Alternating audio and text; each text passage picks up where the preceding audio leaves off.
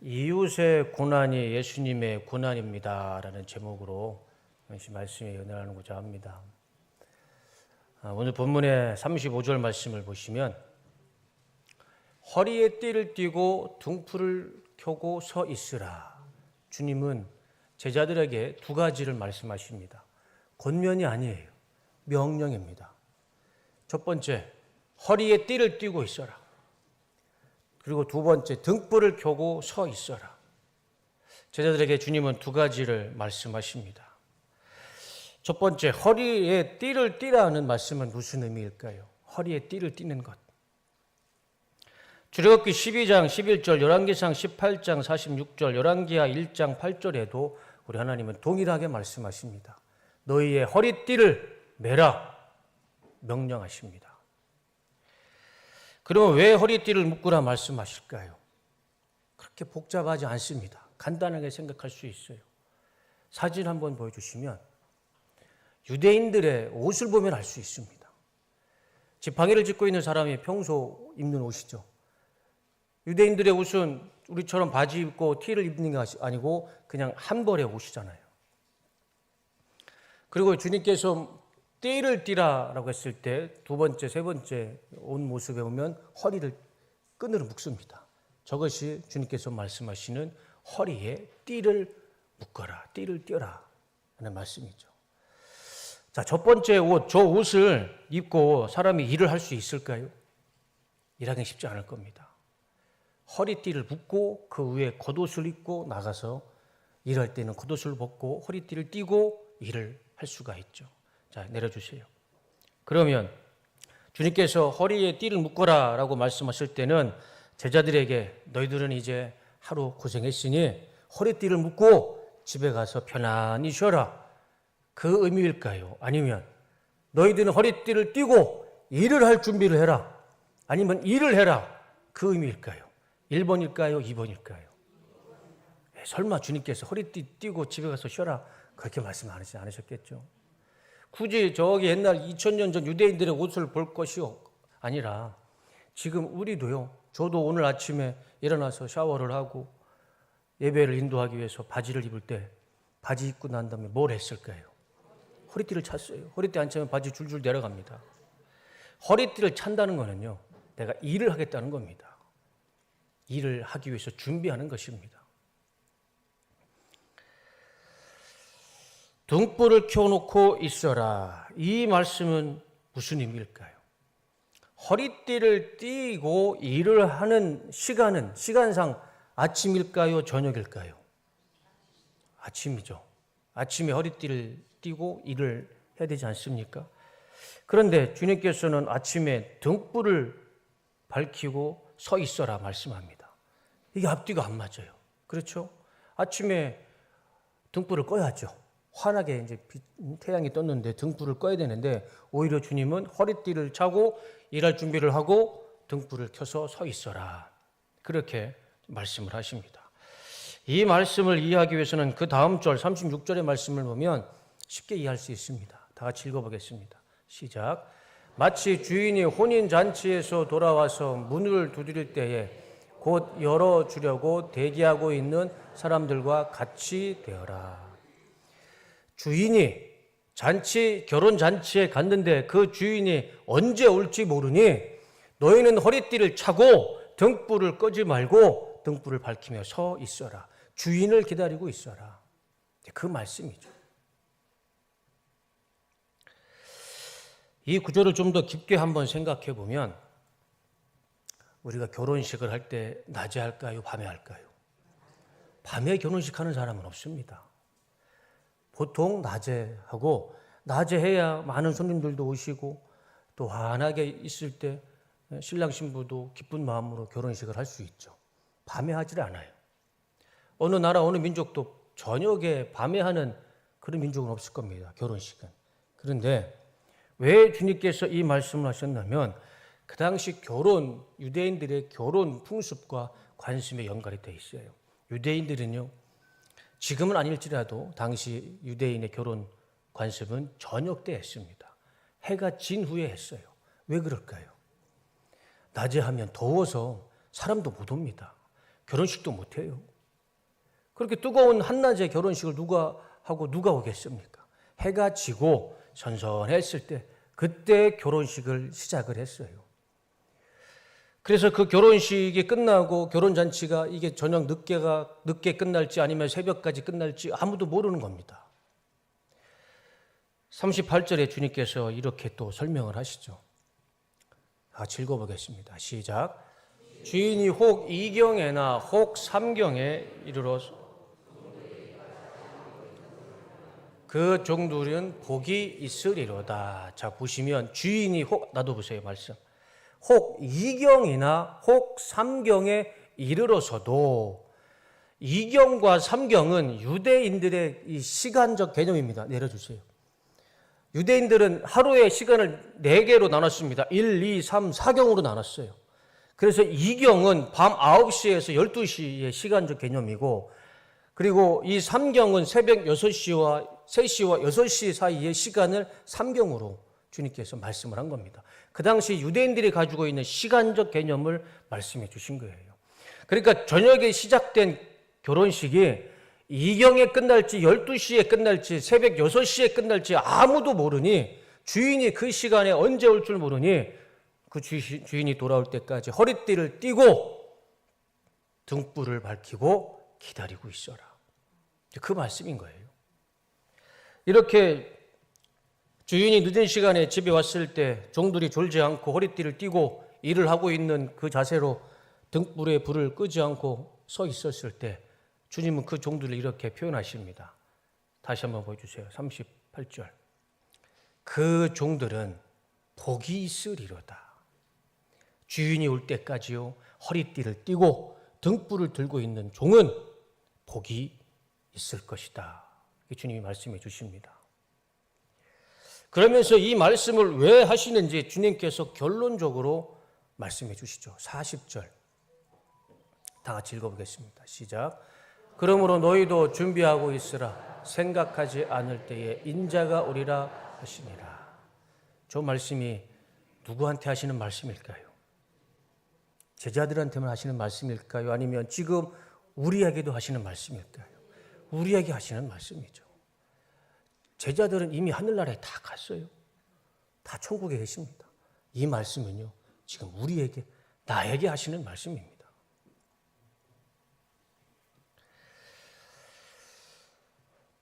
생각지도 않을 때에 인자가 예수님이죠. 예수님께서 이 땅에 다시 오십니다. 그때 우리는 허리띠를 메고 있어야 되고, 우리 손에는 불이 꺼지지 않는 등불을 들고 서 있어야 됩니다. 우리 그리스도인들은 절대 이 한 가지 진리는 잊지 말아야 됩니다. 다른 건 다 잊고 살아도요, 우리는 이거 하나만큼은 절대 잊지 말아야 됩니다. 성경 66권의 예언은 다 이루어졌습니다. 다 이루어졌어요. 한 가지 예언만 이루어지지 않았습니다. 그 예언이 무엇일까요? 오늘 말씀입니다. 인자가 오시는 것. 우리 예수님이 다시 오시는 예언만, 그거 하나만 남았어요. 왜 이 세대가 종말이다, 말세다, 말세 지말이다, 왜 그런 말을 할까요? 하나밖에 안 남았으니까. 우리 주님 오시는 날만 남았어요. 그러니 당연히 종말이죠, 이 시대는. 십자가에서 죽으시고 부활하신 예수님께서 하늘로 승천하셨습니다. 그 승천하는 모습을 제자들이 봐요. 그럴 때 천사들이 넋놓고 예수님을 보면서 있을 때 천사가 이렇게 얘기를 합니다. 사도행전 1장 10절과 11절. 예수께서 떠나가실 때에 그들이 하늘을 쳐다보고 있는데 갑자기 흰 옷을 입은 두 사람이 그들 곁에 서서 갈릴리 사람들아 어찌하여 하늘을 쳐다보면서 서 있느냐. 너희를 떠나서 하늘로 올라가신 이 예수는 하늘로 올라가시는 것을 너희가 본 그대로 오실 것이다 하고 말하였다. 천사가 뭐라고 얘기합니까? 이렇게 하늘로 올라가시는 그 예수님이 너희들이 보는 그대로 이 땅에 다시 오실 것이다. 우리 주님은 하늘로 승천하신 모습 그대로 반드시 그 때와 시간은 모르겠으나 다시 오실 줄로 믿습니다. 고린도전서 15장 51절에 다 같이 읽어보겠습니다. 시작.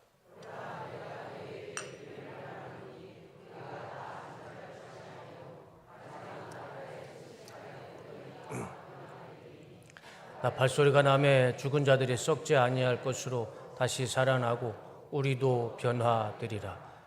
51절 놔둬보세요. 마지막 나팔의 순식간에 호련이 다 변화되리니 저 마지막 나팔이 언제인가요? 무엇을 의미하는가요? 말씀 내려주세요. 저 마지막 나팔의 순간이 언제냐면 데살로니가전서 4장 16절과 17절에 말씀합니다. 주님께서 호령과 천사장의 소리와 하나님의 나팔 소리와 이 나팔 소리입니다. 함께 친히 하늘로부터 내려오실 것이니 그리스도 안에서 죽은 사람들이 먼저 일어나고 그 다음에 남아있는 우리가 그들과 함께 구름 속으로 이끌려 올라가서 공중에서 주님을 영접할 것입니다.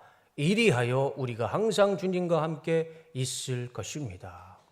저 나팔 불 때가 언제냐면 하나님의 나팔을 부는 그 순간은 우리 예수님이 이 땅에 다시 오시는 날입니다.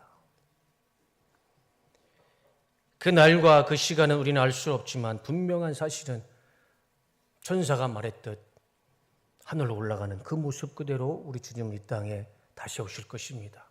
그날에 하나님의 나팔이 부는 그날에 죽었던 자들은 무덤에서 다시 일어날 것이고 살아있는 자는 살아서 주님의 영광, 예수님의 영광을 우리 눈으로 보게 될 것입니다. 그리고 더 중요한 것은 영원토록 그 예수님과 함께 영생의 은혜를 누리며 살아갈 것입니다. 그러기 위해서는 우리가 무엇을 해야 될까요? 주님께서 그 답을 주십니다. 두 가지를 해야 돼요. 우리는 허리띠를 동여매야 됩니다. 그리고 등불이 꺼지지 않게 그 불을 지키고 있어야 됩니다. 그걸 주님께서 명령으로 말씀해 주고 있지 않습니까?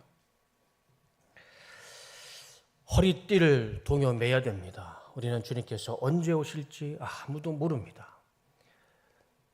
많은 사람들이 지금까지 예수님께서 이제 오신다, 저때 오신다 다 얘기했지만 그거 다 거짓말입니다.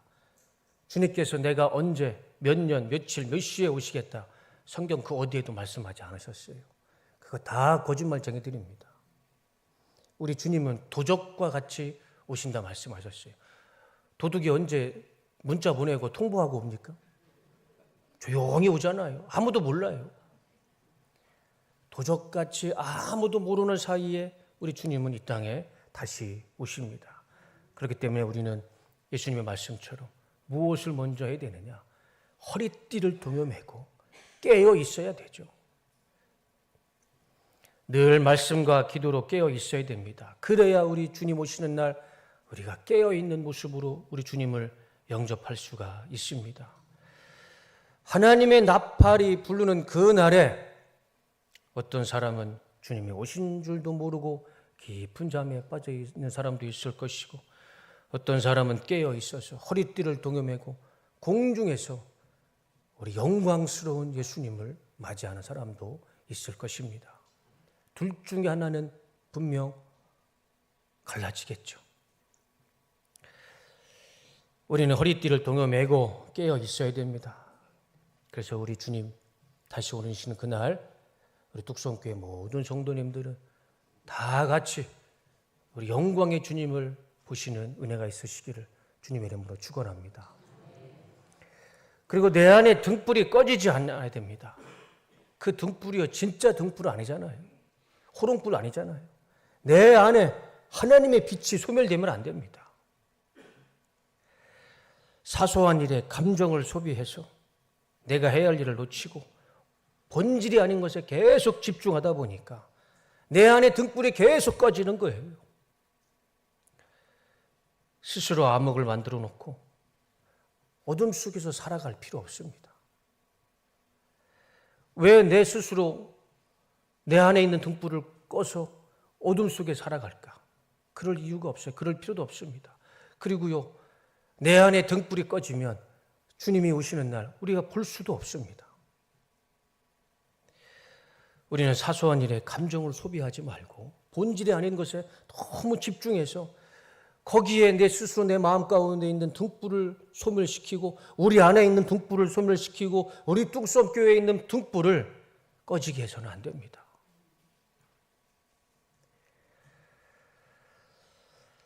우리는 빛 가운데 있어야 됩니다. 내 안에 빛이 충만해야 되고요. 우리 뚝섬교회 안에도 빛이 가득해야 됩니다. 그래야 언제 오실지 모르는 주님, 그 주님을 맞이할 때 비춰야 할 등불이 필요하지 않습니까? 내가 내 스스로 내 안에 어둠으로 다 꼼꼼하게 만들어 놓고 어떻게 우리 주님을 등불로 맞이할 수 있겠습니까? 우리는 부활하신 예수님께 한 가지 간절히 소망하며 기다리며 살아가야 됩니다. 다시 오시는 주님을 우리는 간절히 소망하고 기다리며 살아야 됩니다. 그러면 우리는 졸지 말아야 됩니다. 깨어서 항상 우리 이 허리띠를 동여매야 됩니다. 오늘 보니까 졸으시는 분이 한 분도 안 계십니다. 졸지 말아야 돼요. 깨어 있어야 됩니다. 일을 해야 돼요. 일을. 그런데 옆에 보면 힘들어서 조는 분이 계세요. 그러면 서로 졸지 않도록 격려하고 다독이고, 기름이 없어서 등불이 꺼지려고 하는 사람은 내가 가지고 있는 기름을 부어주고, 심지가 다 타서 불이 꺼지려고 하는 사람이 있으면 내 심지라도 다시 심어줘서 졸지 않고 불이 꺼지지 않도록 그렇게 서로가 서로를 깨워주고 불이 꺼지지 않도록 하며 살아가길 원합니다. 우리의 어두운 감정과 언어로 자꾸 내 안에 어둠과 불을 끄면 안 돼요. 나한테도 별로 좋지도 않고 그 어두운 언어와 그 어두운 것을 보는 이웃들도 다 좋지 않습니다. 그럴 필요가 없는 거예요. 다 같이 죽자는 겁니다. 다 같이 등불을 밝히고 주님께서 문을 두드리실 때 한 사람도 빠짐없이 등불을 들고 허리띠를 메고 영광 중에 오시는 우리 주님을 다 같이 목도하길 원합니다. 우리 뚝섬 침례교회가요, 어린아이부터 해서 한 250명, 한 250명 매주 그렇게 예배를 드립니다. 250명 안팎으로 예배를 드려요. 작은 인원은 아닙니다. 그렇다고 큰 인원도 아니죠. 250명. 저는 소망하기는 우리 뚝섬교회에서 예배드리는 어린아이부터 노년에 이르는 우리 250명의 우리 성도님들이 서로 허리띠를 동여매주고 부족한 기름을 채워주고 부족한 심지를 채워줘서 우리 다 주님 오시는 그날에 하늘에서 공중에서 우리 주님을 뵙기를 정말 주님의 이름으로 축원하고 축복합니다. 우리가 사실 그러라고 우리 예수님 믿고 그러려고 우리 교회 나오는 거잖아요. 우리 주님 오시는 날 구원받으려고 우리가 예수님 믿는 거 아니겠습니까? 제가 예전에 작년에 한번 이 말씀을 드렸는데 제가 잠깐 또 군대 얘기 좀 하겠습니다. 22살에 이제 제가 이제 신학교 일반 대학교 다니다가 신학교를 가다 보니까 친구들보다 2년 넘게 군대를 갔어요.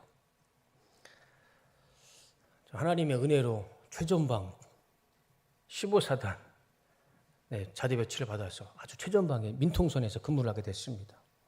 가자마자 이제 유격 훈련이 있더라고요. 그래서 군장을 다 메고 1042고지가 되는 대정산이 있습니다. 정말 지옥 같은 산인데 1042고지가 되는 그 높은 산을 넘고 그 밑에 유격장으로 가야 돼요. 저는 이제 2등병이었어요. 그러니까 2등병은 군장을 쌀 때 FM대로 쏴야 됩니다.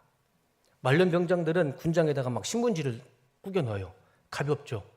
그런데 2등병들이 군장에다가 신문지를 넣으면 그건 큰일 나는 일입니다. 그럼 병장들은 가벼운 군장을 메고 올라가고 2등병들은 FM대로 다 쏴야 돼요. 수통에 물까지 꽉 채웁니다. 그거 병장이 다 검사해요. 군대 갔다 오신 분 다 아실 겁니다. 그러면 38kg가 돼요. 38kg. 소총 K2가 4kg 됩니다. 4kg. 38kg 군장을 메고 4kg 소총을 들면 너무 힘들어요. 그냥 서 있는 것도 힘듭니다. 저는 이제 이등병이니까 이제 그렇게 한 40kg 넘은 군장을, 완전 군장을 FM대로 싸고 1042고지 대정산을 한 2시간 올라가니까 중간쯤 올라가는데 제 기력이 다 쇠했어요. 한 발짝도 못 움직이겠더라고요. 너무 힘드니까. 그러니까 제 몸에 있는 힘이라는 힘은 영혼까지 끌어올라서 걸어가고 있었는데 어느 순간 제가 쓰러졌어요. 저도 모르는 사이에 제가 기절을 했던 겁니다. 저는 모르죠. 어느 정도 기절해 있고 어떤 상황인지 저는 뭐 기절했으니까 모르는 상황입니다. 수대장이 제 전투모를 벗기고 군복을 풀어 헤치고 얼굴에다가 수통에 있는 물을 뿌리고 막 때리는 겁니다. 얼굴을 막 때리는 거예요. 얼굴 싸대기를 때리는 거예요. 저는 모르죠. 실신에 있었으니까. 한참 얼마나 세게 때리던지 나갔던 정신이 돌아오더라고요. 근데 정신이 들어와서 이제 통증이 오는데 얼굴이 막 화끈화끈 거리는 거예요. 그냥 때리면 때리지 왜 얼굴에 물을 뿌리고 때리는지. 그러면 이제 정신이 더 이제 시원해지고 그러니까 수대장이 얼굴을 물 뿌리고 뺨을 얼마나 세게 때리던지 정신이 들어서고 나서는 얼굴이 막 화끈거리고 아프더라고요. 그렇게 정신을 차리고 다시 군장을 메고 소총을 들고 올라가는데 저는 이미 한번 실신했기 때문에 몸에 기운이 하나도 없었어요. 더 이상 영혼까지 끌어올 힘도 없더라고요. 얼마 못 가서 또 쓰러졌습니다. 또 쓰러지고 나서는 제가 진짜 얼마나 몇 시간이든 몇 분이든 전 기억이 전혀 없죠. 대성산에서 이등병이나 훈련병들이 그 행군을 하다가 많이 죽었어요. 뉴스에 안 날 뿐이지 제가 수송부에도 있었고 의무대도 있었습니다. 그러니까 수송부와 의무대에 있다 보니까 잘 알죠. 한 달에 한 번 이 훈련병들이 지금부터 한 25년 전이니까 훈련병들이 행군하다가 픽픽 쓰러져서 와요. 거기서 반은 죽습니다. 이미 죽어서 온 애들도 있어요. 뭐 그 중에 제가 하나였으니까. 그러니까 뭐 행군하다가 대성산 넘다가 쓰러지고 죽는 것이 뭐 이렇게 왕왕 있었던 일이다 보니까 그 수대장들도 크게 뭐 이렇게 동요하지 않고 제가 2번 쓰러졌을 때는 수대장이 그때는 정말 제 옷을 다 벗기고 마사지를 하면서 그래도 정신을 못 차리니까 막 때려도 보다가 얘가 도저히 정신을 안 차리니까 옆에 물웅덩이가 있었나 봐요. 다행히. 그 물웅덩이에다가 제 머리를 담갔다가 뺐다가 담갔다가 뺐다가 하는 겁니다. 몇 번을 그렇게 하니까 제 머리가 시원해지고 제 입속에 물이 들어오니까 제가 정신이 들더라고요. 그래서 한 번은 제 머릿속에 다시 한번 머리를 그 구덩이에다 넣었을 때 입속에 물이 들어오니까 저도 모르게 제가 살려고 했는지 막 물을 막 펄컥펄컥 마신 거예요. 정신이 돌아왔어요. 들어왔더니만 제 입속에 그냥 모래와 진흙이 잔뜩 있더라고요. 저는 그것도 모르고 살겠다고 막 그 물을 마신 거예요. 다행히 그 진흙탕 물이라도 마셨으니 제가 그렇게 정신이 돌아왔던 것 같습니다. 강원도 전방에 강원도 특히 그 대정산에는요, 앰뷸런스가 올라갈 수가 없어요. 어떻게 그 험한 산에 앰뷸런스가 올라가겠습니까? 이등병 한 명이 실신해서 죽어간다고 국방부에서 닥터 헬기 보내지 않아요. 그렇게 우리 국방부가 관대한 곳은 아닙니다. 이등병이 죽는다고 닥터 헬기 보내지 않아요. 만약 제가 그때 그 흙탕물 마시지 않고 깨어나지 않았다면 저는 아마 지금 천국에서 날개를 달고 날고 있었을 겁니다. 다행히 그때 흙탕물을 마시고 정신이 돌아왔어요. 그리고 정말 생각만 할수록 그 지옥 같던 대정산을요, 1042고지를요, 그 뒤로 무사히 넘어갔어요. 기적이 일어났죠. 2번이나 실신해서 죽음을 경험했던 제가 어떻게 그 산을 넘어갈 수 있었을까요? 이유가 한 가지가 있었어요. 제가 이렇게 2번이나 실신하고 정신 못 차리니까 제 분대 선임들이, 병장들이 제 짐을 나눠 들어주었어요. 분대장이 38kg 되는 그 군장을요, 자기가 매더라고요. 자기도 군장 메고 있어요. 그런데 제 무거운, 자객보다 더 무거운 군장을 자기 오른쪽에다 메고 그 산을 올라가더라고요. 제가 그 뒷모습이 아직도 기억이 나요. 그리고 또 한 명의 병장은 제 4kg 되는 소총을, 원래 소총은요, 절대 자기 몸에 떨어뜨리면 안 됩니다. 근데 제가 정신 못 차리고 있으니까 그 4kg 되는 K2 소총을 자기가 왼쪽 어깨에 매는 거예요. 그래서 저는 제 군장도 없고 제 소총도 없었어요. 그렇게 분대 선임들이 제 짐을 나눠줬기 때문에 제가 그나마 그 대종산을 올라갈 수가 있었습니다. 그리고 한 명이었던, 이제 저녁도 한 달 남지 않은 병장 한 명이 제 팔을 자기 어깨에 메고 자기는 제 손을 허리에 이렇게 잡아주고 저를 부축해주면서 산을 올라가는 거예요.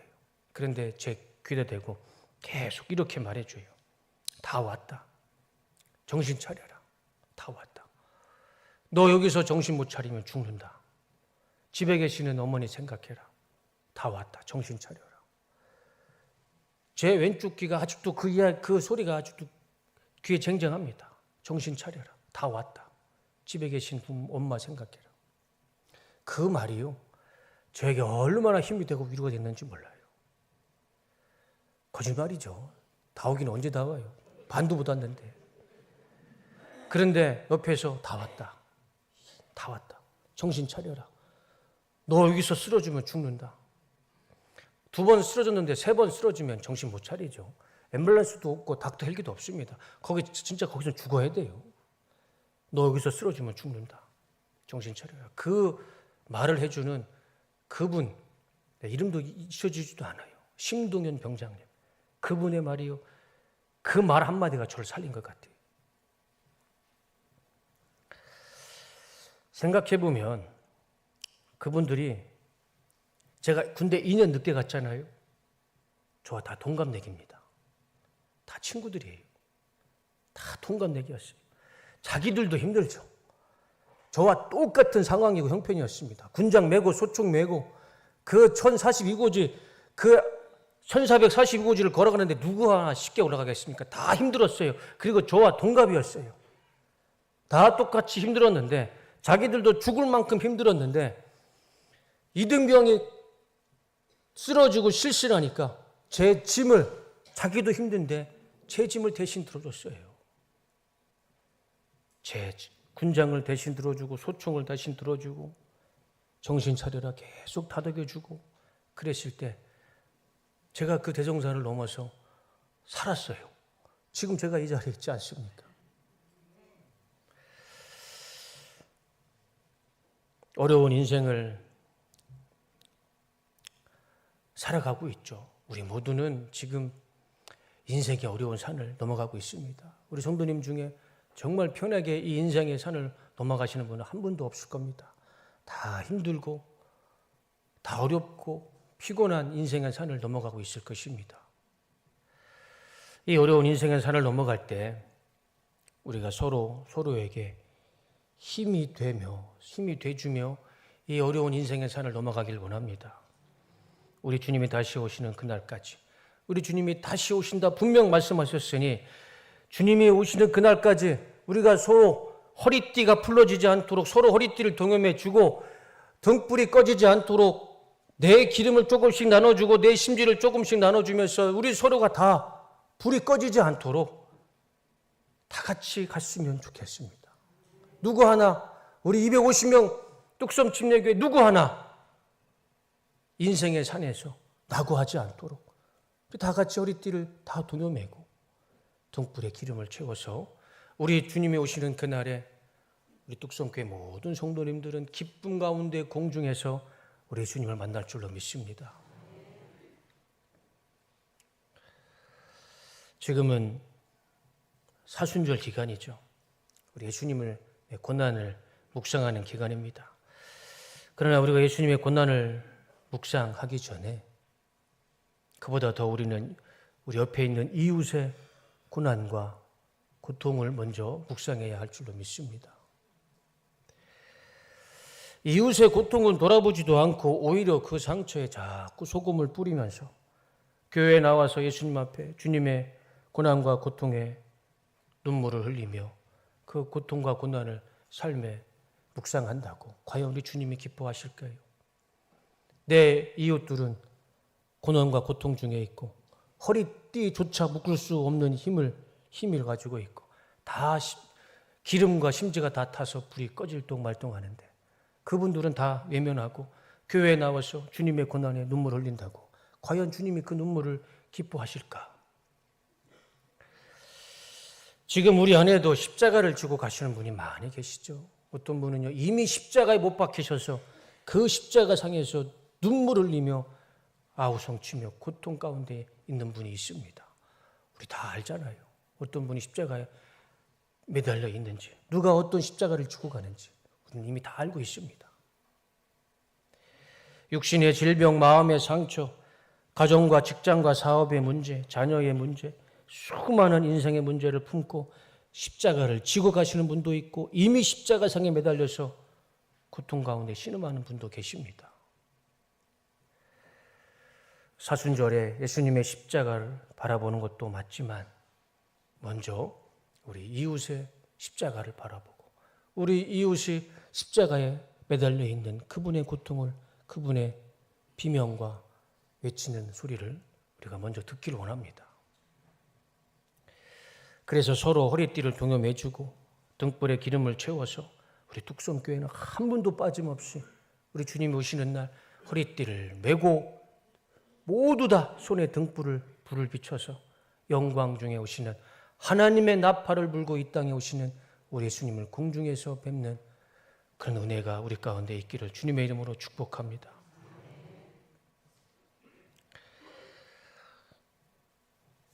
우리 이웃의 십자가를 무시한 채 나는 내 길을 가겠습니다. 내 받은 사명과 내 받은 길을 가겠습니다. 그거 별로 우리 주님이 기뻐하지 않을 것 같습니다. 가도 같이 가야죠. 어떻게 나만 갈 수 있겠습니까? 다 같이 갔을 때 우리 주님께서 우리 뚝섬교회를 더 축복하시고 우리 모두가 영광스러운 부활하셔서 다시 오시는 주님을 만날 줄로 믿습니다. 설교를 마치겠습니다. 우리 주님이 언제 오실지 아무도 모릅니다. 정말 아무도 모릅니다. 그렇기 때문에 우리는 준비해야 돼요. 무엇을 준비하느냐? 주님께서 가르쳐 주십니다. 허리띠를 동여매라. 등불이 꺼지지 않도록 등불을 준비해라. 우리가 이 두 가지를 준비하며 우리 주님이 오실 날을 기다리고 준비해야 할 줄로 믿습니다. 나 혼자 맞이하면, 나 혼자 구원받으면 무슨 의미가 있겠습니까? 우리 다 같이 구원받으라고 주님께서 우리 뚝섬교회에서 이렇게 만나게 주신 거 아니겠습니까? 그러면 우리 가운데 한 사람도 나고자 없이 우리 모두가 구원받기를 원합니다. 그리고 예수님의 고난도 중요하지만 이 사순절과 고난 주간에 우리가 가장 먼저 묵상하고 봐야 할 고난은 우리 이웃의 고난입니다. 우리 이웃이 짊어지고 가는 십자가를 먼저 바라봐야 할 것입니다. 우리 주님께서 지금 한국교회에 사순절과 고난 주간을 보내는 이 한국교회에 오셔서 가장 먼저 우리에게 무슨 말씀을 하실까? 아마 저는 이렇게 말씀하실 것 같습니다. 나의 고난보다 너희의 이웃의 고난을 먼저 살펴보아라. 그리고 나서 나의 십자가 고난에 동참하여라. 어쩌면 주님께서 우리에게 이런 말씀을 하시지 않을까? 그런 생각을 해보게 됩니다. 우리 이웃의 고난과 눈물을 무시하는 사순절과 고난 주간은 의미가 없습니다. 그게 무슨 의미가 있겠습니까? 예수님은 그런 모습을 보시고 한마디 하셨어요. 외식하지 마라. 외식하지 마라. 겉모습만 보여주지 마라. 사순절의 이 고난 주간에 우리는 바리새인과 같은 외식하는 모습이 아니라 정말 우리 주님이 원하시고 바라시는 이웃의 고난을 알뜰하게 챙기면서 십자가에 매달려 아우성치는 우리 그 이웃을 향해 우리가 같이 기도해주고 부족한 대로 기름을 채워주고 허리띠를 동여줘서 우리 모두가 이 사순절과 고난 주간에 같이 고난에 동참하고 같이 우리 주님의 은혜를 나누는 복된 시간이 되시기를 주님의 이름으로 축원하고 축복합니다. 기도하겠습니다.